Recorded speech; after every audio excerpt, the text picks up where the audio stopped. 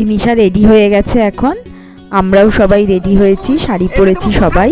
এখন হলুদ কোটা হচ্ছে, শুরু হয়েছে বিয়েবাড়ির প্রথম রিচুয়ালস। হাসি মজা, হাস্যকর কমেন্ট, কার ফটো বেশি ওঠে কার ফটো কম ওঠে সেসব নিয়ে মানে দারুণ মজার সময় শুরু হলো। আগামী 4 দিন 5 দিন এভাবেই আনন্দে কাটবে।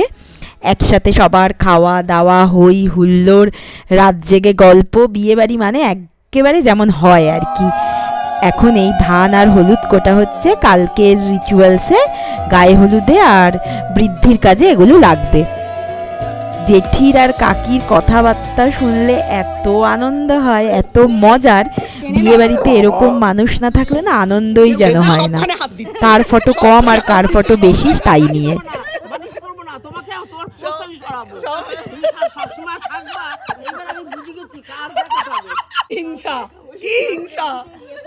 সবকটা আমার ছবি থাকে, সেটাও হিংসা ডিলিট হয়ে যায়। আর সোজা কথা এবার বুঝেছি বিয়ে উঠলেই না, আমি হাঁটবো, এই করছি ওই করছি সেই করছি। এবার এতদিন বুঝিনি, এইবার বুঝে গেল।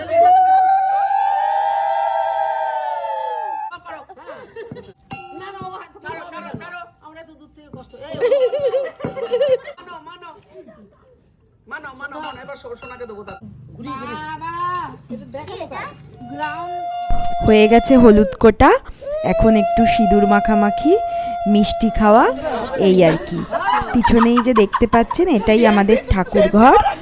তো প্রত্যেকবার এই ঠাকুর ঘরের সামনেই এই অনুষ্ঠানটা হয়। আর মেন রিসেপশনের প্যান্ডেলটাও এখানেই, যেটা আর কি বউ ভাতের দিন বউ বসবে। তো মা এখন জেঠিকে সবাইকে পান সুপুরি সেই দিচ্ছে, কাকি মিষ্টি দিচ্ছে। আর একটু বাদেই সন্ধ্যাবেলা আমরা যাব গঙ্গা নিমন্ত্রণ করতে যাব।